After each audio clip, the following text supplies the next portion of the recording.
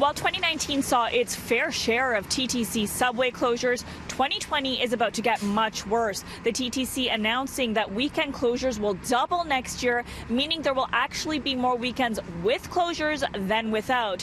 While costly and inconvenient for commuters, the TTC says they are conducting important work to maintain the aging system. Even one closure creating huge crowds and chaos as hundreds are herded onto packed shuttles. It's absolutely terrible. It's all cramped. There's nowhere to breathe. In a city like Toronto, where tens of thousands are commuting every day, even on weekends. It's ineffective for a city the size of Toronto. It just doesn't work. People rely on the TTC way too much here. But while 2019 saw its fair share of planned closures, 2020 will see double that number, jumping from just 72 to 166. It's going to be a real bummer, isn't it?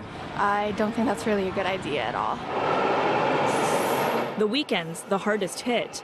A report released by the TTC says 34 of 52 weekends will see full closures, plus another 18 single-day closures.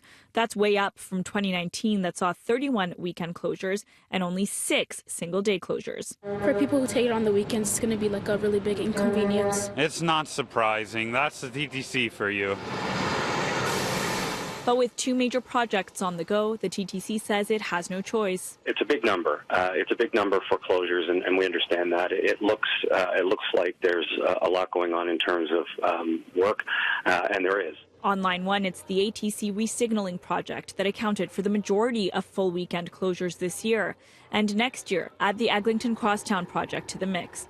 Working overnight, not an option either.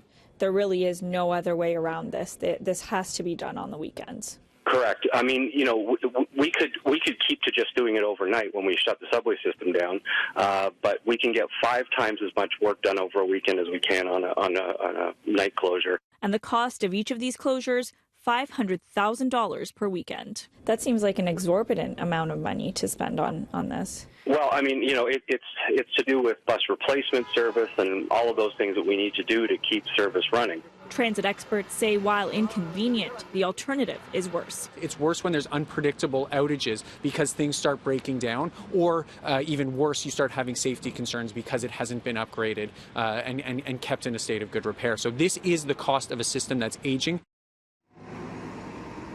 We also spoke with TTC riders today, a commuters advocacy group, and they say while they recognize the importance of doing this work, the TTC continues to defer important investments in the state of good repair, which creates more need for these closures. And they say that it is absolutely imperative that the TTC ensure adequate service levels are maintained in other areas of the city while this is going on.